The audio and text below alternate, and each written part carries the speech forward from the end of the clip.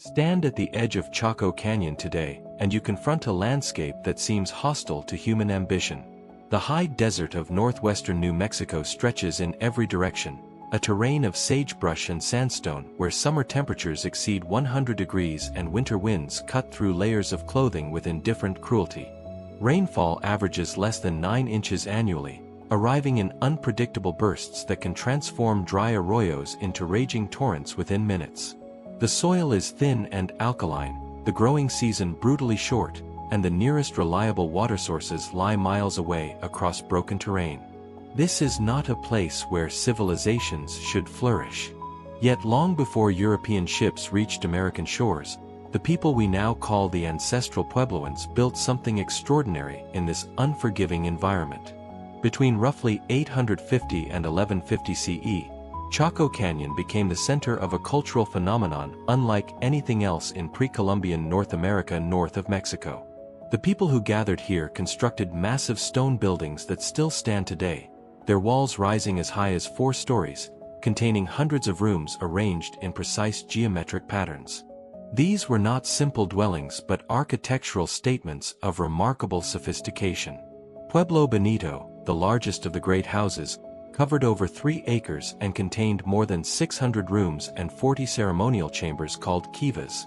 Its builders aligned walls with solar and lunar events, incorporated advanced masonry techniques that required no mortar yet have survived nearly a millennium, and created interior spaces designed for acoustics, light penetration, and ceremonial function. The ambition extended far beyond the canyon itself.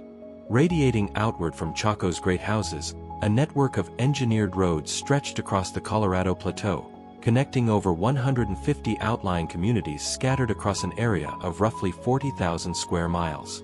These were not simple footpaths worn by generations of travelers but deliberately constructed features, often 30 feet wide, cut through bedrock and ascending cliff faces via carved staircases.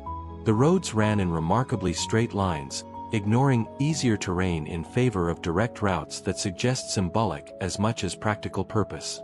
Along these roads, archaeological evidence reveals patterns of movement and exchange that bound distant communities into a shared regional system.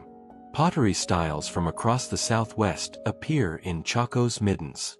Turquoise from mines hundreds of miles away was worked in canyon workshops. Wooden beams used in construction came from forests 50 miles distant, each tree selected, felled, and transported by human labor through terrain where the modern visitor struggles even on established trails. By the early 12th century, perhaps 5,000 people lived within the canyon itself during peak ceremonial periods, with tens of thousands more participating in the broader Chacoan regional system. Great kivas, circular ceremonial chambers dug into the earth or incorporated into massive above-ground structures, served as gathering spaces where communities from across the region came together for observances timed to celestial events. The winter solstice sun enters Pueblo Bonito through precisely positioned windows, illuminating specific interior spaces on that single day each year. Pictographs on canyon walls mark the summer solstice sunrise. Complex architectural features throughout the great houses demonstrate knowledge of astronomy, geometry, and engineering that required generations of accumulated observation and transmitted expertise. Then, within a remarkably brief span of time, it ended. By 1150 CE, the great houses stood largely abandoned. Construction projects halted mid-completion, leaving unfinished walls and partially excavated kivas. The carefully maintained roads fell silent. The regional network that had unified dozens of communities through shared ceremony and exchange dissolved. The people who had invested so much labor and cultural energy into creating Chaco Canyon as a sacred center simply left, scattering in multiple directions to establish new communities or join existing settlements across the southwest. Here lies what makes the Chacoan story so remarkable and so unsettling. No invading army swept through the canyon, toppling buildings and slaughtering inhabitants. No evidence suggests conquest by rival powers or destruction by external forces. The archaeological record contains no layer of ash marking a final conflagration, no mass graves testifying to warfare's brutality. Instead, the great houses were methodically closed. valuable objects were removed or carefully cached. Kivas were filled with deliberate deposits rather than abandoned to decay. The ending, when it came, appears to have been chosen, not imposed, a collective decision by communities to transform their relationship with this place that had been the center of their world.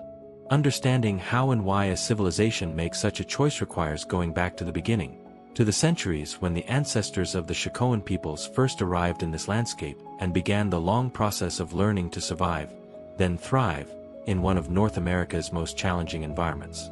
The story of Chaco Canyon is not simply about buildings, however impressive. It is about how human communities create meaning through architecture and ceremony, how they bind themselves together across vast distances through shared ritual and exchange, and how even the most sophisticated systems can unravel when environmental conditions shift beyond critical thresholds. It is about the relationship between ambition and sustainability, between cultural achievement and ecological limits, between the human capacity for creating something magnificent and the wisdom required to recognize when transformation becomes necessary. The people themselves did not vanish. Their descendants live today in the Pueblo communities of New Mexico and Arizona, maintaining cultural and ceremonial traditions that stretch back centuries before Chaco's fluorescence. They remember the canyon as an ancestral homeland, a place where their forebears learned profound lessons about community, sacrifice, and the consequences of living beyond what the land can sustainably provide. The empty great houses are not monuments to failure but testimonies to transformation, reminders that abandoning a place does not mean abandoning an identity. To understand what happened at Chaco Canyon is to understand something fundamental about how civilizations rise, flourish, and change. Not always through the dramatic violence of conquest, but through the slower, more complex process of communities making difficult choices about their survival. The story begins not in Chaco Canyon but across the broader Four Corners region, where the modern states of Colorado, Utah, Arizona, and New Mexico meet in the high desert and canyon country of the Colorado Plateau.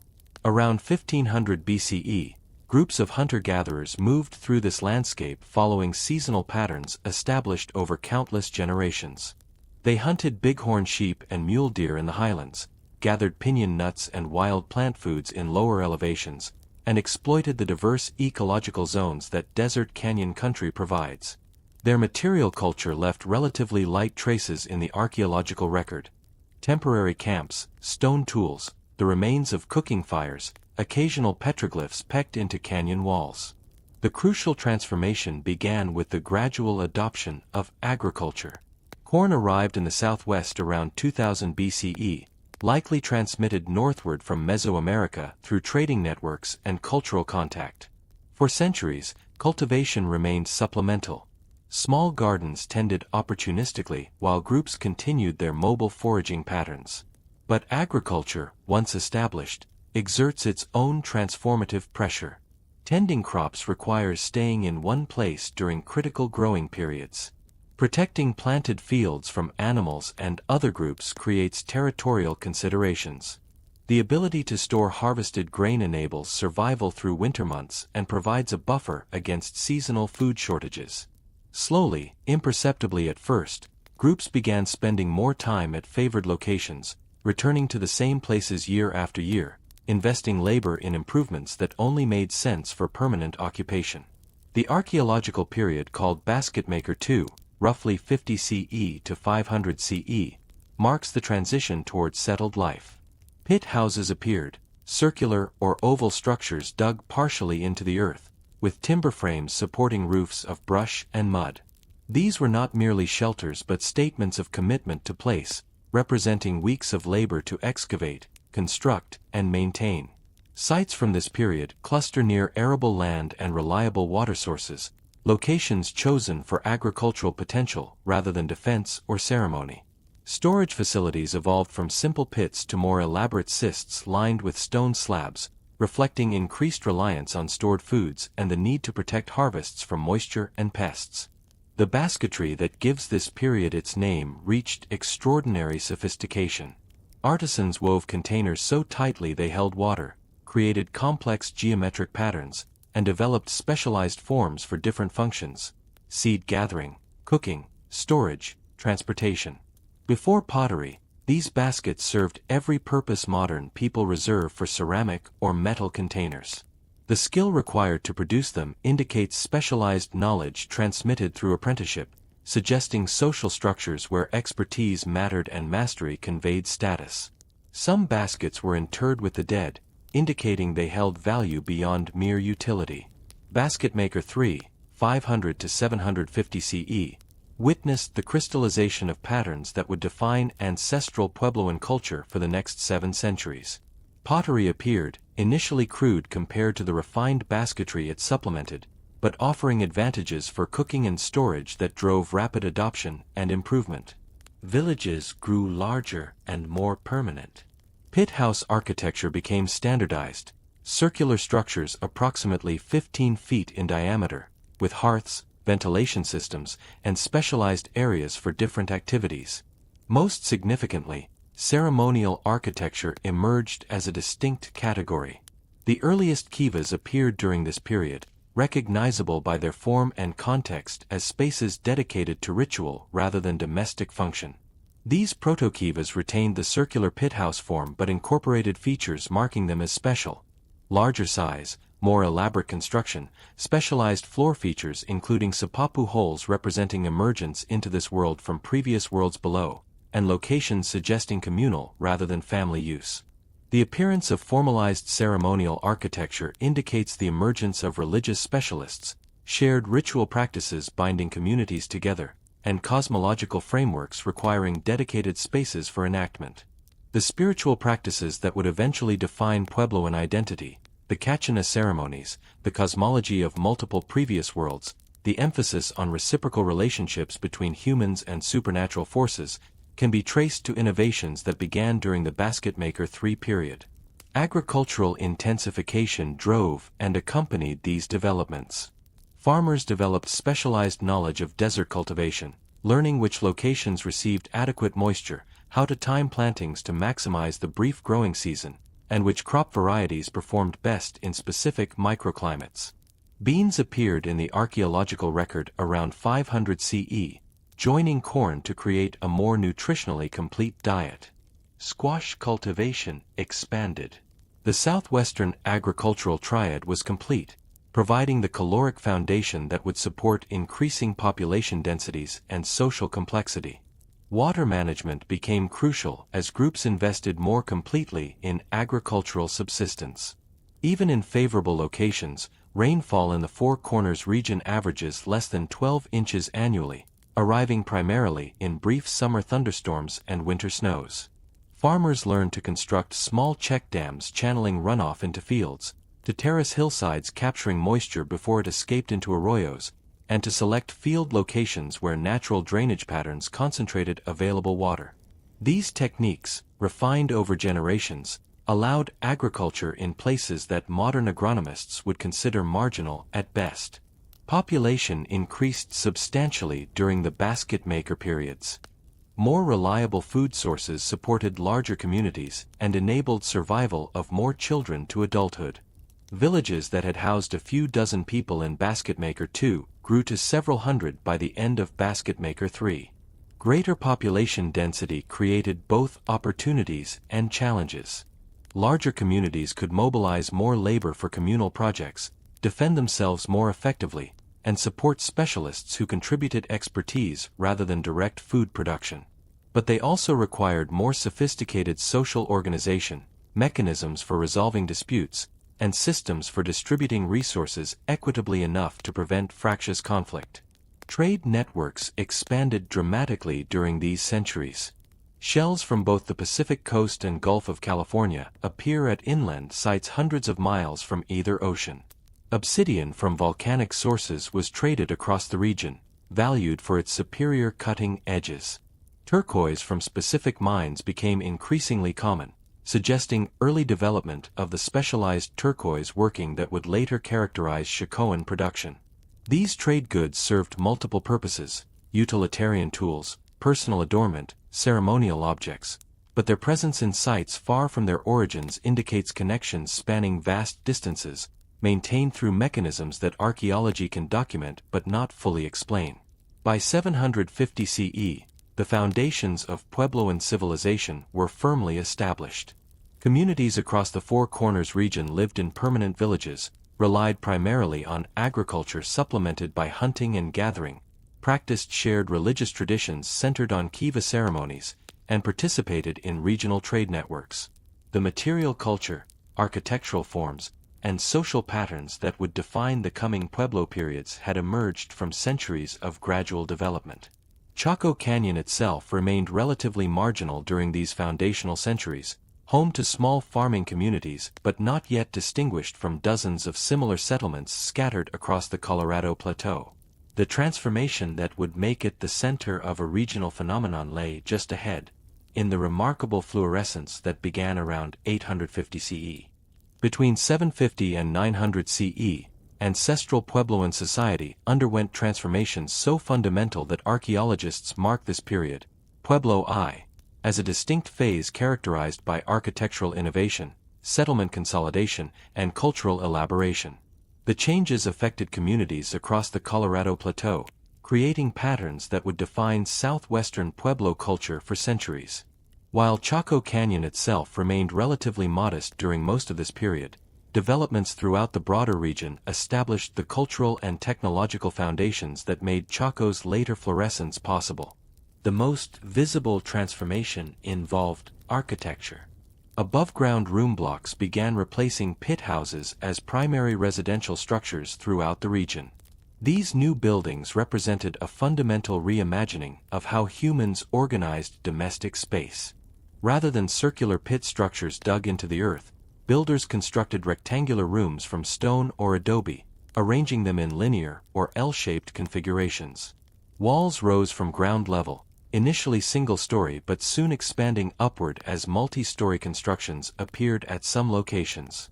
Rooms were smaller than pit houses, typically 8 by 10 feet, but they were built in connected series, creating compounds housing extended families or multiple related families. The engineering required for above-ground construction demanded new skills and accumulated knowledge. Builders learned to select and shape stone, to create stable foundations on uneven terrain, to build walls that would support upper stories and roof loads, and to incorporate doorways, ventilation systems, and storage features into their designs. Roof construction evolved from simple brush and mud to more sophisticated systems using wooden beams as primary supports, covered with smaller branches or saplings, then sealed with layers of mud plaster. A single room block might require hundreds of hours of skilled and unskilled labor, representing substantial community investment in permanent infrastructure. The persistence of kivas alongside new above-ground architecture created the settlement pattern that defines Pueblo architecture. Above-ground room blocks for domestic activities arranged around or near circular ceremonial chambers dug into the earth. This combination, public plaza spaces, kivas for ceremony, room blocks for daily life, became the standard configuration across the region. The pattern suggests both continuity and transformation. Continuity in the retention of kivas linking Pueblo I communities to their Basketmaker ancestors, transformation in the adoption of new residential architecture that changed how families organized themselves and related to neighbors. Communities grew larger and more complex during Pueblo I. Villages that had housed 100 or 200 people expanded to populations of 300 to 500 or more. Archaeological surveys reveal a pattern of settlement consolidation. Rather than many small dispersed sites, populations increasingly concentrated into fewer, larger villages. This consolidation offered advantages. Larger communities could mobilize more labor for construction and agricultural projects, could defend themselves more effectively in case of conflict, and could support specialists whose expertise benefited the entire group. But consolidation also required more sophisticated social organization. Larger communities needed mechanisms for coordinating labor, resolving disputes, making collective decisions, and distributing resources. The increased scale of Pueblo I villages suggests parallel development in social complexity, though archaeology recovers physical remains far more readily than social structures. Great kivas appeared during this period, representing a quantum leap in the scale and ambition of ceremonial architecture. While domestic kivas typically measured 15 to 20 feet in diameter, great kivas reached 50 feet or more, requiring massive excavation, sophisticated engineering to create stable roofs spanning such distances, and coordinated labor from entire communities or multiple communities working together. Great kivas were not extensions of domestic ceremony but regional gathering spaces where populations from surrounding areas came together for observances that transcended individual villages. Their appearance indicates the emergence of pan-regional ritual practices and suggests the development of ceremonial leaders whose authority extended beyond single communities.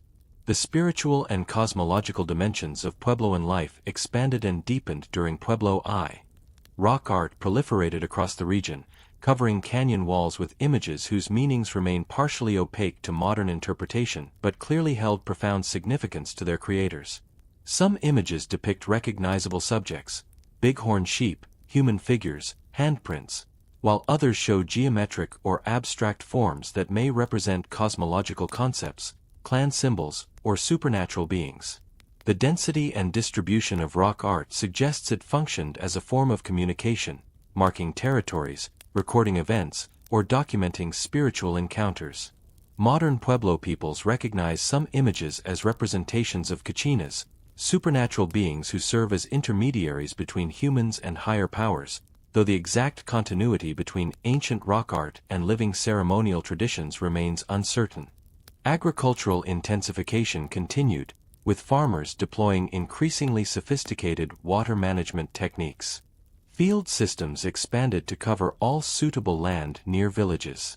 Agricultural infrastructure proliferated, check dams channeling runoff, terraces capturing moisture on hillsides, irrigation ditches directing water from springs or streams to fields located at distances from natural water sources.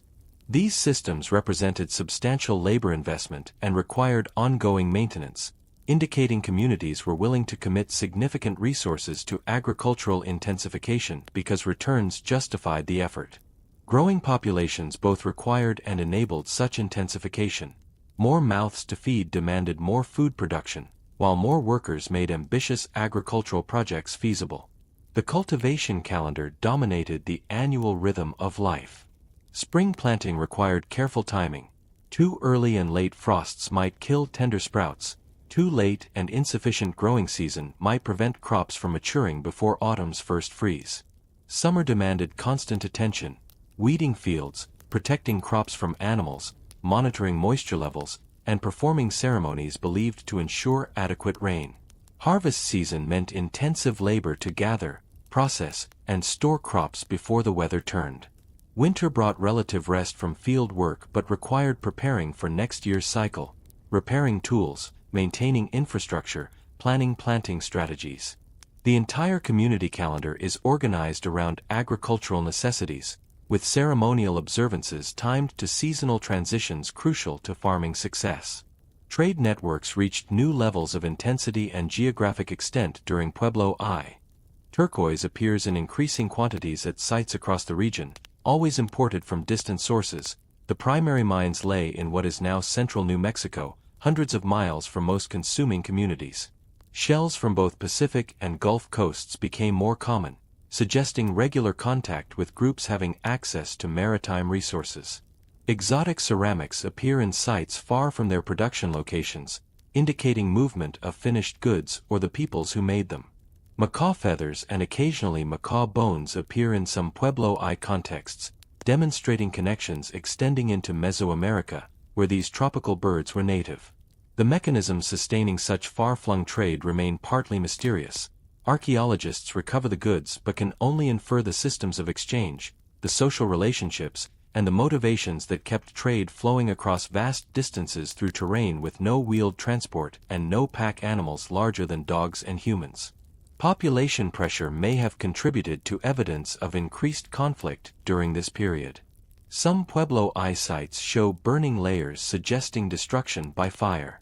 Skeletal remains occasionally display trauma consistent with violence. A few settlements occupy defensive positions, mesa tops accessible only by difficult approaches, or locations with natural protection on multiple sides. These indicators do not suggest constant warfare but rather periodic violence serious enough that communities sometimes chose locations based on defensive considerations. Competition for the best agricultural land, disputes over access to water sources, or raids by groups seeking stored food during shortage years might all have contributed to occasional violence. By 900 CE, Pueblo I developments had created a cultural landscape dramatically different from what existed 2 centuries earlier. Communities lived in large, permanent villages featuring above-ground room blocks and ceremonial kivas. Agriculture dominated subsistence economies, supported by sophisticated water management infrastructure. Regional ceremonial systems brought communities together at great kivas for shared observances. Extensive trade networks moved goods across hundreds of miles. Rock art covered canyon walls, documenting spiritual beliefs and cultural practices. Population had increased substantially, supported by agricultural intensification and concentrated into larger settlements. These developments set the stage for the Chacoan Fluorescence. The architectural knowledge required to build great houses, the organizational capacity needed to coordinate large-scale construction projects, the ceremonial frameworks that would draw pilgrims from across the region, the trade networks that would channel exotic goods through Chaco Canyon. All these elements had precursors in Pueblo I innovations. Chaco would take patterns established during the 9th century and amplify them to unprecedented scale, creating something unique in pre-Columbian North America. But the foundations, the cultural and technological prerequisites, were products of the broader Pueblo I transformation that reshaped southwestern societies during the decades immediately preceding Chaco's emergence as a regional center. Around 850 CE, Chaco Canyon began its transformation from a modest agricultural settlement into the ceremonial and economic center of a regional phenomenon. The change came suddenly in archaeological terms. Construction of the first great houses began within a decade or two, representing a quantum leap in architectural ambition and social organization. By 900 CE, the trajectory was unmistakable. Chaco would become something unprecedented in the pre-Columbian Southwest, a place that drew people, resources, and cultural energy from across an area roughly the size of Ireland. Pueblo Bonito provides the clearest example of Chacoan architectural ambition.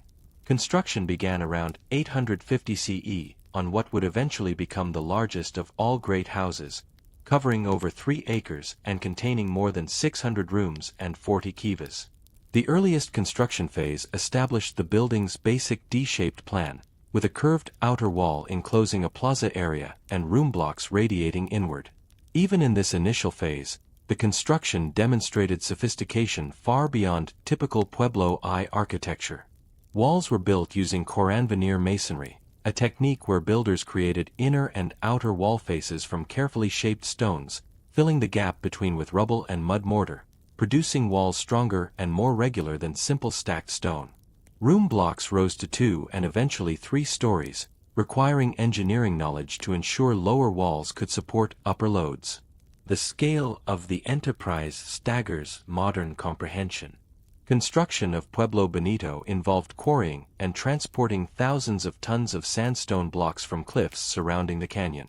Builders selected each stone individually, shaped it to fit specific locations, and lifted blocks weighing hundreds of pounds into position on upper stories.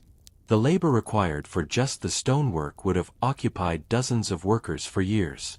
But stone was only part of the construction. Roofing the building required timber beams, and not just any timber. Builders used ponderosa pine, Douglas fir, and spruce, all species that grew in mountain forests 50 miles or more from Chaco Canyon. Over 200,000 wooden beams were incorporated into Pueblo Bonito alone. Each tree had to be felled using stone axes, trimmed, and transported across difficult terrain to the canyon. Recent analysis suggests many beams came from the Chusca Mountains, nearly 50 miles west of Chaco, requiring coordination of logging operations and transport on a scale indicating centralized organization and the ability to mobilize labor from multiple communities. Pueblo Bonito was not alone. Within decades of its founding, additional great houses appeared throughout the canyon and on the surrounding mesas. Chetro Kettle, begun around 1020, eventually contained over 500 rooms and 16 kivas. Una Vida, possibly one of the earliest great houses, occupied a position on the north side of the canyon where it commanded views of approaches from multiple directions. Pueblo del Arroyo rose on the south side, positioned near the point where the main wash cuts through the canyon. Pueblo Alto was built on the mesa top north of the canyon, a massive structure visible from many of the canyon floor great houses and positioned at a nexus where several of the great roads converge. Each great house represented years of sustained construction effort, requiring coordination of labor, mobilization of resources, and architectural planning. The great houses shared certain characteristics that distinguished them from typical Pueblo villages. They were massive in scale, containing many more rooms than would be needed to house the canyon's residential population. Many rooms were never used for daily living. They lacked the hearths, grinding tools, and domestic debris that characterize rooms where families actually resided. Instead, they appear to have served as storage facilities, ceremonial spaces, or remained unused, built perhaps for symbolic rather than practical purposes. The masonry quality exceeded what would be necessary for simple shelter. Walls were carefully finished on both interior and exterior surfaces, using precisely shaped stones arranged in visually sophisticated patterns. Room blocks were laid out according to geometric plans, with careful attention to orientation and alignment. Astronomical alignments demonstrate the ceremonial significance of great house architecture. At Pueblo Bonito, the winter solstice sun enters through carefully positioned windows, illuminating specific interior walls. At Casa Rinconada, a great kiva isolated from the major room blocks, windows and niches align with solar and lunar events. Pueblo Bonito's overall plan may have been designed to mirror celestial patterns, though interpreting such alignments requires caution. Post hoc pattern finding can generate apparent correlations that ancient builders never intended. Still, the preponderance of astronomical alignments throughout Chacoan architecture strongly suggests that observing and marking celestial events held profound ceremonial importance, and that great houses were designed as much for ritual purposes as residential ones. Great kivas proliferated as Chaco developed. These massive ceremonial structures ranged from 40 to 60 feet in diameter, their construction requiring sophisticated engineering to span such distances with roofs strong enough to support people gathering on top.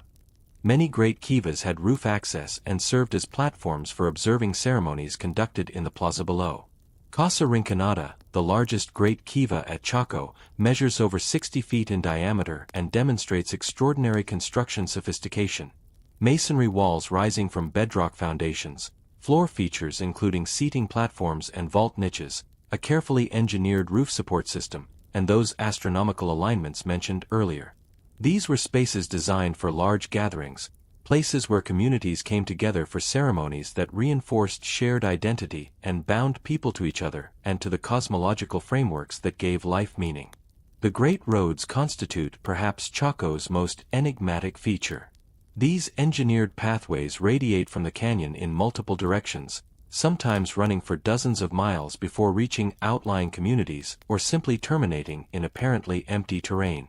The roads average 30 feet in width, built deliberately through difficult terrain rather than following easier routes. Where they encounter cliff faces, builders carved staircases into living rock. Where they cross flat areas, builders sometimes edged them with low masonry curbs or berms. The effort invested in road construction far exceeded what would be necessary for simple foot traffic, suggesting roads served symbolic or ceremonial purposes beyond practical transportation. Modern aerial photography and satellite imagery have revealed the full extent of the road network, over 400 miles of roads connecting Chaco Canyon to more than 150 outlying sites distributed across the Colorado Plateau. Some roads connect to nearby great houses and communities within easy walking distance. Others extend to great houses built in the characteristic Chacoan style at considerable distances, Aztec ruins 70 miles north, Salmon ruins 50 miles north, and numerous smaller great houses scattered between. The pattern suggests a regional system centered on Chaco Canyon, with outlying great houses serving as nodes connecting local communities to the ceremonial center. What drove this sudden fluorescence? The question has occupied archaeologists for decades, generating various theories. Environmental factors may have contributed. Tree ring data suggests relatively favorable climate conditions during the late 9th and early 10th centuries, with adequate precipitation supporting agricultural productivity. Perhaps surplus production enabled communities to invest labor in monumental construction. Influence from Mesoamerica might have inspired Chacoan developments. The architectural ambition, the emphasis on astronomical observation, the apparent social hierarchy all have parallels in Mexican civilizations like Teotihuacan or Toltec centers. Trade in scarlet macaws and copper bells demonstrates contact with Mesoamerica, perhaps allowing ideas and practices to travel northward along with trade goods. Or perhaps Chaco's emergence reflected indigenous developments, the culmination of cultural trends already present in Pueblo I societies. The organizational capacity, architectural knowledge, and ceremonial frameworks that made Chaco possible all had local precedents. Great kivas existed before Chaco. Multi-story room blocks were being built throughout the region. Regional ceremonial systems were already bringing communities together for shared observances. Chaco might represent not outside influence but the endogenous development of Puebloan culture, reaching a new level of complexity and scale. Whatever the specific causes, by 900 CE Chaco Canyon had become the focal point of a regional phenomenon. Great houses rose throughout the canyon and on surrounding mesas. Roads radiated out to outlying communities scattered across tens of thousands of square miles.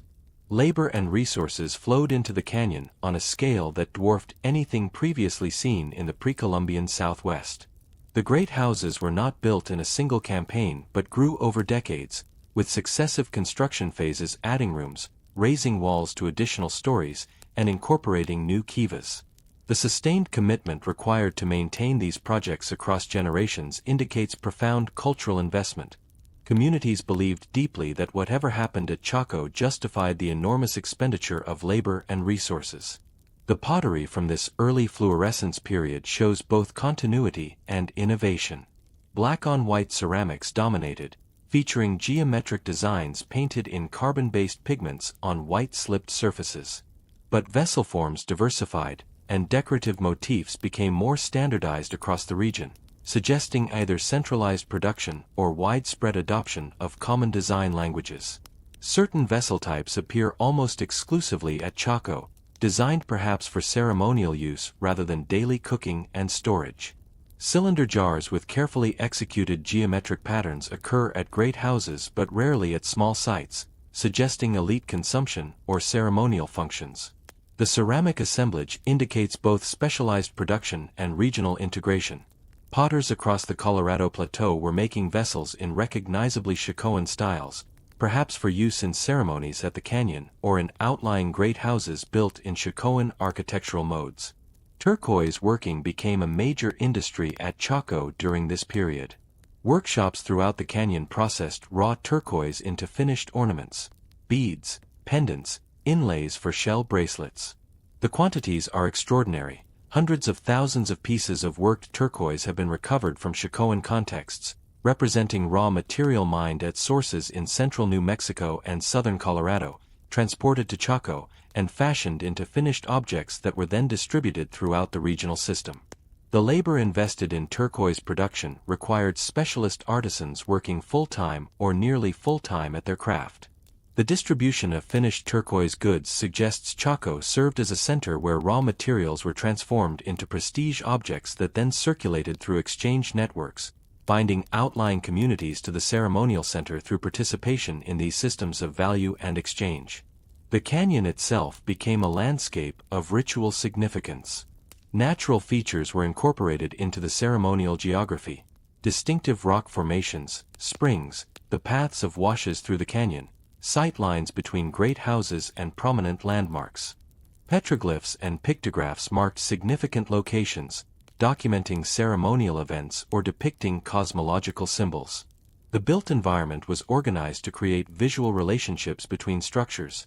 From Pueblo Bonito, one could see Pueblo Alto on the mesa top above, creating a vertical connection between canyon floor and mesa that may have held symbolic significance.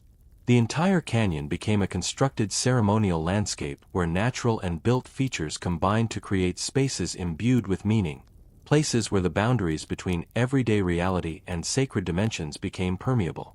By 1000 CE, Chaco had achieved the basic form it would maintain for the next century. The great houses dominated the landscape, massive stone structures whose scale and sophistication announced that something extraordinary was happening here. The roads connected the canyon to outlying communities, creating physical and symbolic pathways along which people, goods, and ideas moved. Great kivas provided spaces for regional gatherings, ceremonies that brought together communities from across the Colorado Plateau to participate in observances that reinforced shared identity and bound people to the ceremonial center. The fluorescence had begun, and for the next 100 years Chaco would serve as the center of the most complex cultural phenomenon in pre-Columbian North America north of the Rio Grande. To understand Chaco Canyon at its height requires moving beyond the monumental architecture to examine how the regional system actually functioned, how communities scattered across 40,000 square miles maintained connections to a ceremonial center, what brought people to the canyon, what they did there, and how the great houses served purposes beyond simple habitation. The archaeological evidence reveals a system more complex than simple political hierarchy, more sophisticated than mere trade networks, operating according to logics that combined economic exchange, ceremonial obligation, and social relationships in ways that resist easy categorization. The great houses were not cities in the conventional sense. Population estimates for the canyon itself during peak periods rarely exceed 5,000 people, and much of that population was transient. Pilgrims who came for ceremonies and then returned to their home communities. The residential population, the people who lived year-round at Chaco, probably numbered only a few hundred, clustered in small villages near the great houses or in rooms within the great houses that show evidence of actual domestic occupation. The vast majority of rooms in structures like Pueblo Bonito show no signs of residential use, no hearths, no accumulations of domestic trash, no wear patterns on floors from daily activities. Instead, these rooms appear to have served as storage facilities, ceremonial spaces, or remained empty, built perhaps to complete architectural plans whose logic was symbolic rather than practical. Archaeological evidence suggests the canyon experienced periodic population surges correlated with celestial events and seasonal transitions. The summer and winter solstices, equinoxes, and lunar standstills all appear to have occasioned gatherings at Chaco. During these events, populations from outlying communities traveled to the canyon, following the great roads or other pathways, bringing offerings and participating in ceremonies conducted in the great kivas and plaza areas. The gatherings would have transformed the canyon. Normally quiet except for the small resident population, it would suddenly host thousands of visitors camped throughout the area, participating in multi-day ceremonial events that reinforced social bonds and renewed commitments to the regional system. What exactly happened during these gatherings remains partly opaque. Ceremonies leave few archaeological traces, and the oral traditions of modern Pueblo peoples, while confirming that Chaco holds importance in their histories, do not provide detailed accounts of specific rituals performed there centuries ago. But certain patterns emerge from the evidence. Great kivas served as primary ceremonial venues, spaces where large numbers of people could gather for observances. The placement of great kivas, some incorporated into great house architecture, others isolated in plaza areas, suggests different functions or phases of ceremony. Feasting accompanied ceremonial gatherings. Middens contain evidence of large-scale food consumption, including animals like mule deer and bighorn sheep that required coordinated hunting efforts. The presence of macaw remains and exotic artifacts in ceremonial contexts indicates that rare, valuable objects played roles in the rituals. The great houses functioned as storage and redistribution centers for agricultural surplus. Many rooms in structures like Pueblo Bonito and Chetro Kettle contained cached corn, beans, and other stored foods. The quantities exceeded what small resident populations would need, suggesting the great houses served as central repositories where surplus from across the region was collected and then redistributed during ceremonies or times of need. This function would have given Chaco's ceremonial elite substantial authority. Controlling access to stored food meant power to aid communities during shortage years, creating reciprocal obligations that bound outlying groups to the center. The system worked as long as environmental conditions allowed consistent surplus production, and as long as communities believed that participation in the ceremonial cycle justified the labor of producing and transporting surplus to Chaco. Elite families appear to have managed the system, though the exact nature of their authority and the basis of their power remain debated. Some archaeologists argue for a theocratic elite whose authority derived from control over ritual knowledge and ability to intercede with supernatural powers. Others suggest a more pragmatic elite whose power rested on managing trade networks, coordinating labor for construction projects, and controlling distribution of stored resources. The truth likely combined elements of both, religious authority and practical power reinforcing each other. Certain rooms in the great houses show evidence of elite occupation.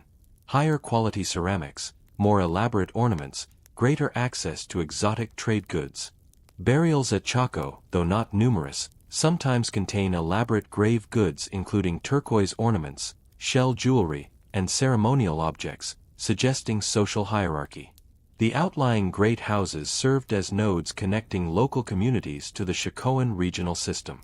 These structures, built in unmistakably Chacoan architectural style despite being dozens of miles from the canyon, appear to have functioned as way stations along pilgrimage routes, ceremonial centers for local populations, and perhaps residences for families connected to Chaco's elite. Sites like Aztec ruins and Salmon ruins to the north, Casimero and Quinbiniola to the south, and numerous smaller great houses scattered across the San Juan Basin show the standardized architectural features: Coran veneer masonry, enclosed plazas, great kivas, and the characteristic Chacoan room layouts. Building in this style required knowledge that was not universal. The construction techniques differed from typical Pueblo architecture in ways that demanded specialized expertise, suggesting either builders from Chaco traveled to outlying locations to oversee construction, or local builders were trained in Chacoan methods. Trade goods flowed through the system in patterns suggesting complex exchange relationships. Turquoise from central New Mexico mines was worked at Chaco and distributed to outlying communities. Ceramics produced in distinct regional styles appear throughout the system, indicating movement of pots or the potters who made them. Shell from Pacific and Gulf coasts was fashioned into ornaments both at Chaco and at outlying sites. Obsidian from sources in New Mexico's Jemez Mountains appears in contexts throughout the region. The distribution patterns indicate exchange operated through multiple mechanisms simultaneously. Some goods moved through hierarchical redistribution coordinated by Chacoan elites, others through peer-to-peer exchange between communities, still others through individual trade relationships maintained across long distances. The astronomical sophistication demonstrated in Chacoan architecture suggests that ritual specialists maintained detailed knowledge of celestial cycles. Predicting solar and lunar events required decades of careful observation, recorded and transmitted across generations. The ability to forecast eclipses, solstices, and other celestial phenomena would have conveyed substantial authority. These specialists could tell communities when to gather at Chaco, when to plant crops, when to conduct specific ceremonies. The astronomical alignments built into great house architecture made certain knowledge publicly visible. When the winter solstice sun illuminated specific walls or entered through particular windows, everyone could observe the event, participating in the demonstration of cosmic order that ritual specialists understood and controlled. Water management in the canyon reveals organizational sophistication matching the architectural achievements. Given Chaco's low rainfall, sustaining even modest populations required infrastructure to capture and control every available drop of moisture. Archaeological investigation has revealed elaborate systems: dams channeling runoff from mesa tops into the canyon, canals directing water to agricultural fields, reservoirs storing water for later use. These systems required collective labor to construct and maintain, and careful management to operate effectively. Decisions about water allocation, which fields received irrigation priority, how stored water was distributed, would have provided another avenue for elite authority. Control over water meant power over agricultural production, binding farmers to the system's managers. The road network served functions beyond simple transportation. Some roads connect to obvious destinations, outlying great houses or communities clearly integrated into the Chacoan system. But other roads run for miles and then terminate in areas with no apparent settlements or resources.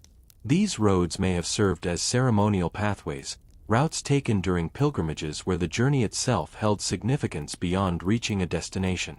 The effort invested in road construction, cutting through bedrock, building stairways into cliff faces, maintaining 30-foot widths across varied terrain, far exceeds what would be necessary for simple foot travel, suggesting roads made symbolic statements about connection and belonging.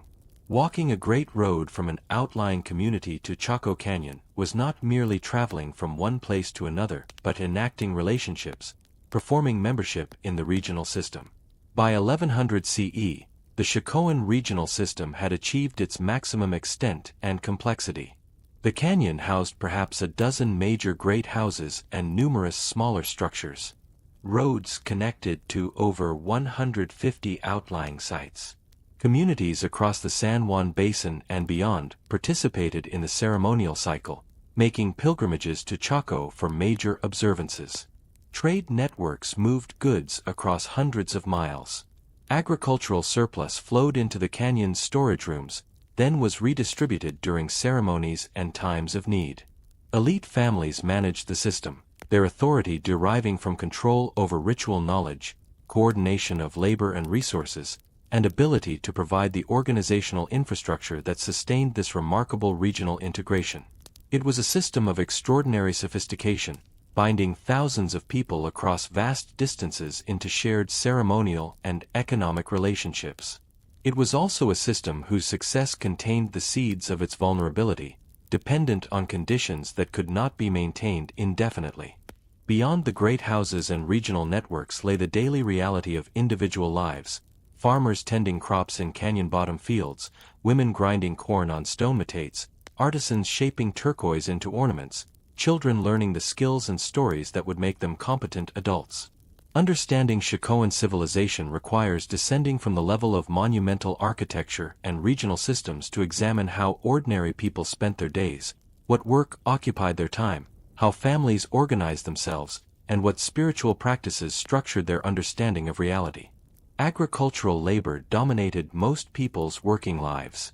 Despite Chaco's ceremonial importance and architectural sophistication, the economy remained fundamentally based on farming. The annual cycle began in early spring when farmers prepared fields for planting, clearing debris from irrigation channels, repairing check dams damaged by winter storms, and breaking up soil compacted by previous season's growth. Timing was critical in Chaco's marginal environment. Planting too early and late frosts might kill tender corn shoots. Planting too late and insufficient growing season might prevent crops from maturing before autumn's first freeze. Farmers relied on environmental cues and ritual specialists' knowledge of astronomical cycles to determine optimal planting dates. Corn, beans, and squash formed the agricultural foundation. Corn required the most attention. Fields needed regular weeding to prevent competition for scarce moisture and nutrients. As plants grew, farmers mounded soil around stalks to provide support and encourage additional root development. Beans were often planted among corn, using the corn stalks as natural trellises while the beans' root systems fixed nitrogen in soil, improving fertility. Squash sprawled between the corn and beans, its large leaves shading the ground and reducing moisture evaporation. This intercropping system, refined over centuries, maximized productivity from limited arable land while maintaining soil fertility better than monoculture farming. Water management demanded constant vigilance. Summer rains arrived unpredictably. A single thunderstorm might drop an inch of rain in 30 minutes, transforming dry washes into raging torrents. Farmers had to ensure their water control systems captured this runoff without being destroyed by its force. Check dams needed maintenance after each major storm. Irrigation channels required cleaning to remove sediment. Decisions about which fields received limited water supplies had to balance current crop needs against long-term sustainability. Agricultural success depended on accumulated knowledge transmitted across generations: which microclimates offered best growing conditions, which crop varieties performed best in specific locations, and how to read environmental signs predicting weather patterns. Food processing occupied substantial labor, particularly women's labor. Corn harvested from fields had to be shelled, dried, and stored, then processed into meals when needed for cooking. Women spent hours each day grinding corn on stone metates, using manos to crush dried kernels into flour. The labor was physically demanding. Skeletal analysis of remains from Chacoan sites shows characteristic patterns of arthritis and bone stress in women's arms, shoulders, and backs, testimony to years of grinding corn. But this work also served social functions. Women ground corn together, creating opportunities for conversation, storytelling, and transmission of cultural knowledge. A woman's skill at grinding corn, her ability to produce fine meals efficiently, contributed to her reputation and status within the community. Pottery production combined utilitarian and artistic dimensions.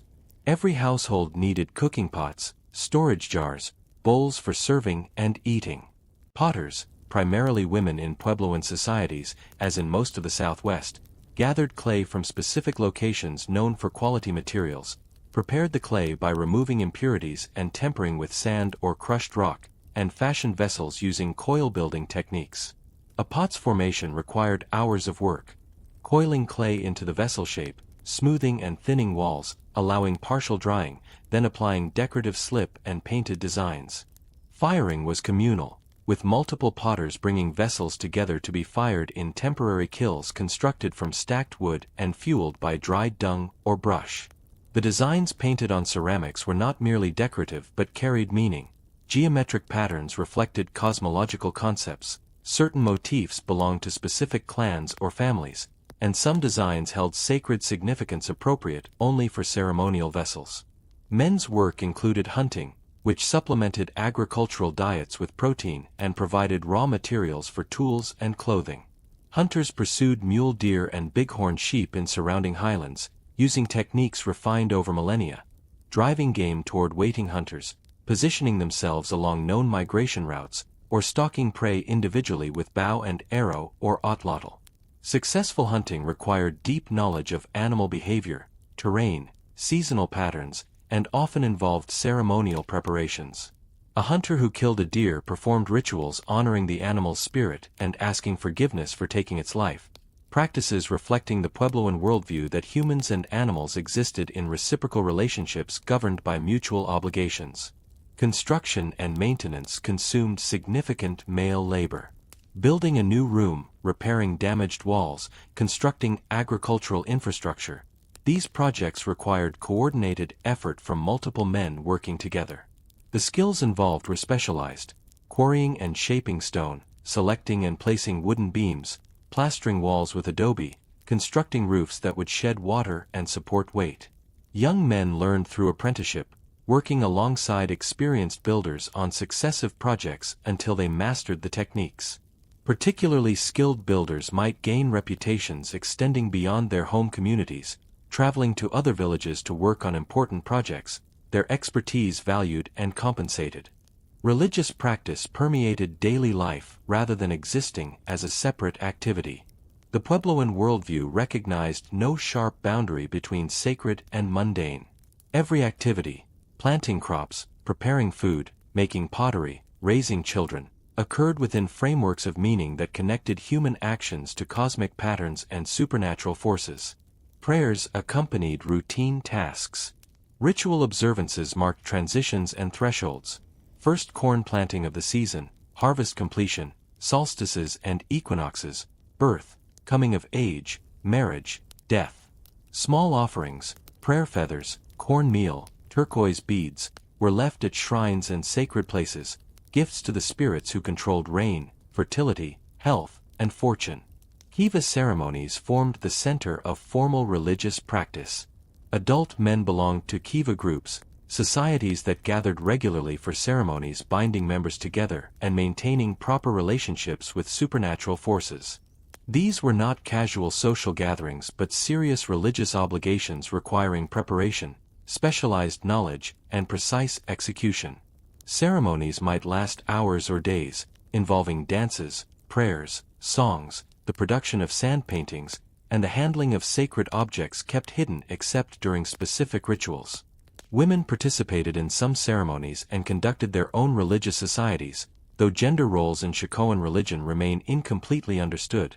Archaeology reveals physical spaces like kivas but cannot fully reconstruct the social and ritual practices that occurred within them. The cosmology underlying these practices centered on reciprocity and balance. The Puebloan universe consisted of multiple levels: previous worlds from which humans had emerged, the current world where humans lived, and upper realms where more powerful spirits dwelled. Movement between levels occurred through specific portals and transitions. The Sipapu holes in kiva floors represented the emergence point from previous worlds into this one. Humans maintained relationships with ancestors, spirits, and supernatural forces through proper conduct, ritual observance, and offerings. When humans fulfilled their obligations, the spirits reciprocated with rain, abundant harvests, health, and prosperity. When humans failed in their duties or acted improperly, the spirits withdrew their support, bringing drought, disease, crop failure, and misfortune. Children learned their culture through participation and observation rather than formal schooling. Young children stayed near mothers, learning through watching and helping with daily tasks. As children matured, their education became more gender-specific. Girls learned pottery making, food preparation, textile production, and household management from mothers and other female relatives. Boys learned hunting, construction, agricultural techniques, and ceremonial knowledge from fathers and uncles. Certain knowledge was restricted by age and initiation status. Kiva ceremonies involved secret information revealed progressively as men advanced through ceremonial societies. This controlled transmission of knowledge maintained social structures and ensured that expertise and authority were properly distributed. Storytelling transmitted history, morals, and cultural knowledge across generations. Long winter evenings provided occasions for elders to recount migration narratives, explain clan origins, describe supernatural encounters, and teach moral lessons through stories about animals and ancestral heroes.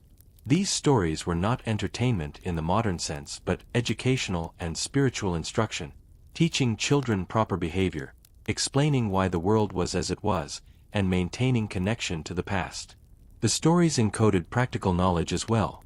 Animal stories taught hunting techniques, plant stories explained gathering practices, and migration narratives preserved knowledge of landscape and resources across vast territories. Daily life in Chacoan communities combined mundane practicality with profound spiritual engagement. People worked hard, farming in marginal conditions demanded constant labor, and maintaining the material culture required continuous effort, but they understood their work within frameworks of meaning that connected individual actions to cosmic order. The great houses and regional ceremonies provided spectacular expressions of this worldview, but the real foundation lay in the daily practices through which ordinary people maintained proper relationships with each other, with the land, and with the supernatural forces that controlled whether life would flourish or fail. The first cracks in the Chacoan system appeared subtly in the late 11th century. Changes that would seem minor in isolation but collectively signaled emerging stress. Tree ring data reveals the beginning of a drought cycle around 1090 CE, not immediately catastrophic but persistent, reducing the reliable moisture that agriculture required. Construction patterns shifted in ways suggesting communities were responding to new concerns. The confident expansion that characterized the 10th and early 11th centuries gave way to more cautious development, and in some areas, defensive preparations. The dendrochronology provides the clearest evidence of changing environmental conditions. Tree rings encode annual growth rates, wider rings indicating years with adequate moisture, narrower rings marking drought conditions. The rings from trees growing near Chaco during the late 11th century show a pattern of increasingly frequent drought years. Not every year was dry. Occasional years with good moisture offered temporary relief, but the overall trend pointed toward drying conditions. Agricultural systems designed for normal variability could absorb occasional bad years, but sustained below-average precipitation stressed the entire foundation of Chacoan life. Initial responses focused on intensifying existing practices. More agricultural infrastructure appeared during this period: additional terraces, extended irrigation systems, expanded field areas attempting to compensate for reduced productivity per acre. Storage facilities grew, with new rooms constructed specifically for caching food, suggesting communities recognized the need for larger buffer supplies. These adaptations represented reasonable responses to challenging conditions, the kind of adjustment that successful agricultural societies routinely make when environments become less favorable. But intensification has limits. Eventually, no amount of additional infrastructure or labor can overcome insufficient moisture. Construction patterns at the great houses changed noticeably after 1100 CE. The ambitious expansion projects that characterized earlier decades slowed significantly. New construction became more sporadic and limited. Some projects began but were never completed, walls left unfinished, planned room blocks only partially built. The dendrochronology of construction beams shows this clearly. The quantity of wood used in new construction dropped substantially in the early 12th century compared to the flourishing period. This slowdown might reflect reduced labor availability, communities keeping workers home to focus on agricultural intensification rather than releasing them for construction projects at Chaco. Or it might indicate declining confidence in the system. If communities doubted that investing in Chaco's expansion would produce reciprocal benefits, they would reduce their participation. Evidence of violence increased across the region during this period. Skeletal remains from sites both at Chaco and in outlying communities show higher frequencies of trauma. Individuals with healed fractures consistent with blows from weapons, skulls displaying evidence of blunt force trauma, occasional finds of individuals killed violently and buried hastily or left unburied. Some settlements were burned, whether through accident, warfare, or ritual termination remains difficult to determine, but the frequency of burning episodes increased in the late 11th and early 12th centuries. A few communities relocated to defensive positions, mesa tops with restricted access, or locations protected by natural features on multiple sides. Not all communities showed such patterns, and the violence was not universal or constant, but the archaeological record indicates elevated conflict compared to earlier periods. The causes of increased violence likely involved multiple factors. As resources became scarcer, competition intensified. Communities that had coexisted peacefully during times of plenty might clash over access to the best agricultural land or reliable water sources. The Chacoan system itself may have contributed to tension. Outlying communities providing surplus to the center would have felt the stress first and most acutely. If Chaco continued demanding contributions even as local conditions deteriorated, resentment might have built. Raids by groups seeking stored food could explain some violence. Alternatively, some conflict might have been internal, competition between elite families for control over diminishing resources, or challenges to existing authority as the system's ability to provide reciprocal benefits declined. Changes in settlement patterns suggest communities reassessing their participation in the Chacoan system.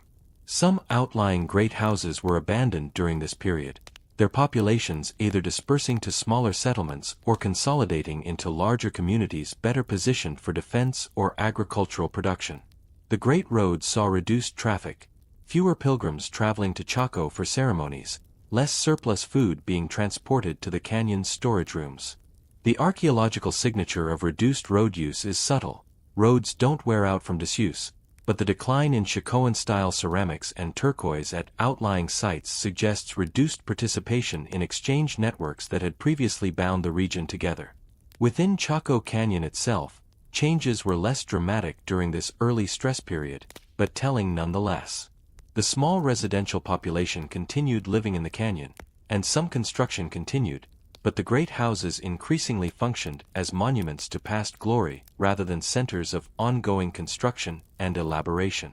Room blocks that had once housed elite families showed signs of reduced occupation. Storage rooms contained less cached surplus.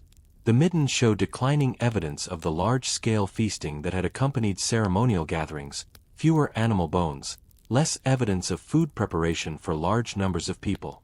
These changes suggest that the periodic influxes of pilgrims were diminishing, either in frequency or number of participants or both.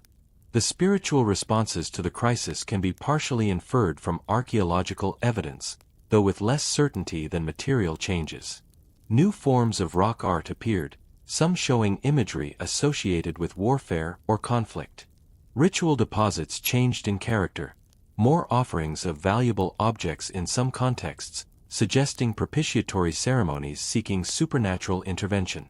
Some great kivas were remodeled during this period, perhaps indicating changes in ceremonial practices as religious specialists sought new ways to restore proper relationships with the spirits controlling rain and agricultural productivity. Elite responses to stress likely involved attempts to maintain the system through traditional mechanisms. Ceremonies continued, perhaps with intensified urgency. More elaborate observances, more valuable offerings, longer and more frequent rituals trying to compel the supernatural forces to restore favorable conditions. The elites controlling stored surplus might have used redistribution more strategically, supporting communities in greatest need to maintain their allegiance while reducing support to communities showing independence. Political maneuvering probably increased as various elite families competed for control over diminishing resources and declining authority. By 1120 CE, the Chacoan system was under serious stress, though not yet in collapse. The great houses still stood, impressive monuments to past achievement. Some communities continued participating in the ceremonial cycle and contributing to the center. Trade networks still functioned, though at reduced levels. But the trajectory was clear: environmental conditions were deteriorating, agricultural productivity was declining, outlying communities were reducing participation in the regional system, violence was increasing, and confidence in the system's ability to provide reciprocal benefits was eroding. The foundations that had sustained Chaco's fluorescence for 2 centuries were weakening. What would happen over the next 3 decades would determine whether the system could adapt to new conditions or whether the stress would prove too great for even this sophisticated regional organization to absorb. The megadrought arrived with devastating force around 1130 CE. Tree rings show a 50-year period of catastrophically low precipitation that would push the Chacoan system past its breaking point. Agricultural yields collapsed across the Colorado Plateau. Fields that had produced reliable harvests for generations now barely supported minimal crops. The infrastructure that had sustained Chaco, the surplus production, the pilgrimage cycle, the redistribution networks, required conditions that no longer existed. The drought was not uniform in its impact. Some areas suffered more severely than others, creating complex patterns of response. Communities with access to more reliable water sources, springs that continued flowing, locations where water tables remained accessible, fared better initially than those dependent entirely on rainfall agriculture. This uneven impact may have contributed to the system's dissolution. Communities that retained some productive capacity had less incentive to participate in regional networks when they could no longer count on reciprocal support. Those suffering most acutely might have made demands on the center that Chaco could no longer meet, undermining the authority that had previously bound the system together. Chaco Canyon itself was particularly vulnerable. The canyon had never been an optimal agricultural location. Its soil was marginal, its growing season short, its water supply limited. During favorable climate periods, these limitations could be overcome through intensive infrastructure and labor investment. But as the drought persisted, even maximum effort could not compensate for insufficient moisture. The canyon's agricultural base collapsed first and most completely, making it impossible to sustain even the small residential population, much less the periodic influxes of pilgrims that had characterized earlier decades. Construction halted entirely by 1130 CE. The dendrochronology is unambiguous. No new construction beams were installed in any of the great houses after this date. Projects that had been underway stopped abruptly. Room blocks stood with walls partially completed, planned additions never begun, repairs never made to structures damaged by time and weather. This sudden cessation suggests not a gradual decision to reduce construction, but a moment when the capacity or will to continue simply evaporated. Perhaps labor could no longer be mobilized because communities needed every worker for their own survival. Perhaps the social mechanisms that had coordinated large-scale projects broke down as elite authority eroded. Or perhaps communities consciously decided that investing further labor in Chaco made no sense when the system's future had become uncertain. The great houses began depopulating rapidly. Rooms that had shown evidence of occupation through the early 12th century were abandoned. Domestic debris accumulation ceased. Hearths went cold and were not rekindled. Storage rooms were emptied of their cached foods, whether consumed by remaining residents, redistributed to departing communities, or removed for caching elsewhere cannot be determined. The process appears to have been relatively orderly in most cases. Rooms were not left in disarray but cleaned out systematically. Valuable objects were removed. Architectural features that could be salvaged, wooden beams, particularly, were sometimes extracted for reuse elsewhere.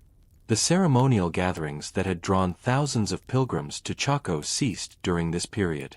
The archaeological signature of these gatherings, dense accumulations of refuse from feasting, concentrations of exotic ceramics and trade goods, evidence of large-scale food preparation, essentially disappears from deposits dating after 1130.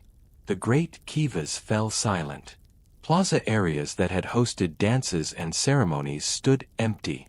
The roads that had channeled pilgrims toward the canyon carried diminishing traffic, then none at all. Without the periodic influxes of people that had given Chaco its regional significance, the canyon became simply another marginal location in an increasingly difficult environment. Some evidence suggests conflict during the final decades. A few structures show burning that may indicate violence rather than accidental fire or ritual termination. Certain rooms contain deposits suggesting hasty abandonment rather than organized departure. Skeletal remains from this period, though not numerous, include individuals with trauma consistent with violent death. Whether this violence represented external raids on weakened Chaco communities, internal conflict as social order broke down, or ritual killings remains uncertain. What seems clear is that the dissolution was not entirely peaceful, even if it did not involve the large-scale warfare that characterized the collapse of some other ancient civilizations. The treatment of great kivas during abandonment reveals complex attitudes toward the spaces that had been central to Chacoan ceremonial life. Some kivas were ritually closed, deliberately filled with deposits of soil, broken pottery, and other materials in ways suggesting ceremonial termination rather than simple abandonment. These closures may have been acts of respect, properly ending the kiva's sacred functions, or they may have been prophylactic measures, ensuring the spiritual power associated with these spaces could not be accessed or misused. Other kivas were simply left open to the elements, their roofs collapsing as supporting timbers decayed, their floors accumulating wind-blown sand and debris. The varied responses suggest different communities or different moments in the abandonment process had different understandings of how to properly end Chaco's ceremonial functions. Outlying great houses depopulated during the same period, though the chronology varied by location. Some outlying communities abandoned their Chacoan-style great houses by 1130, while others maintained occupation through 1150 or even later. The pattern suggests a cascading collapse rather than a single moment of system-wide failure. As the ceremonial center lost its authority and the regional networks dissolved, outlying great houses lost their function. Without pilgrimages to Chaco, these outlying structures no longer served as way stations or ceremonial nodes. The effort required to maintain them, the labor for repairs, the social organization to conduct ceremonies, the production of surplus for redistribution, no longer generated returns that justified the investment. Trade networks contracted dramatically during these decades. The flow of turquoise through Chaco essentially ceased. Workshops that had processed thousands of pieces now stood idle. Exotic ceramics from distant regions became rare in archaeological deposits. Macaw remains, never common but present in earlier periods, disappear entirely. Shell ornaments from Pacific and Gulf coasts no longer appear in new contexts. The regional exchange systems that had moved goods across hundreds of miles collapsed as communities focused on local survival and reduced participation in networks that no longer provided reciprocal benefits. The drought's impact extended beyond simple agricultural failure. Water sources that communities had relied upon for generations dried up or became unreliable. Springs that had flowed continuously for centuries produced only intermittent trickles or ceased entirely. Groundwater levels dropped, making wells that had previously reached water useless. Game animals that supplemented agricultural diets moved to better watered areas or saw their populations decline as drought stressed the entire ecosystem. The compound effects meant that communities could not compensate for agricultural shortfalls by increased hunting or gathering. All food sources were simultaneously under stress. Social responses to the crisis likely included intensified ceremonial activity initially. More elaborate rituals, more desperate offerings, longer and more frequent observances trying to compel supernatural forces to restore favorable conditions. When these efforts failed to bring relief, faith in traditional practices may have eroded. If the ritual specialists who claimed the ability to intercede with rain spirits could not end the drought, their authority would have been questioned.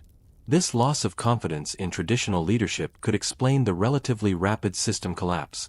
Once communities stopped believing that participation in Chacoan ceremonies would restore prosperity, the social bonds maintaining the regional system would have dissolved quickly. By 1140, Chaco Canyon was largely abandoned. A few families might have lingered, maintaining connection to ancestral spaces or hoping conditions would improve, but the substantial residential population was gone. The great houses stood empty, their hundreds of rooms silent, their kivas open to the sky as roofs collapsed. The roads remained physically present, but carried no travelers. The canyon that had been the center of a regional phenomenon encompassing 40,000 square miles had become a ghost landscape, its monumental architecture testifying to past achievement but no longer serving any active social function. The final decade before 1150 saw the last remnants of occupation disappear. Even the most determined residents eventually accepted that Chaco could no longer sustain human life at any meaningful scale. The departure appears to have been complete. No evidence suggests continuous occupation beyond 1150. The people left, joining communities elsewhere or forming new settlements in locations offering better prospects for survival. They carried with them their cultural knowledge, ceremonial traditions, clan identities, and memories of Chaco as an ancestral place of great significance, but they recognized that survival required transformation, not persistence in a location that environmental conditions had rendered untenable. The great houses stood witness to a civilization that had achieved remarkable sophistication but had not overcome the fundamental constraint that all human societies face: dependence on environmental conditions beyond their control.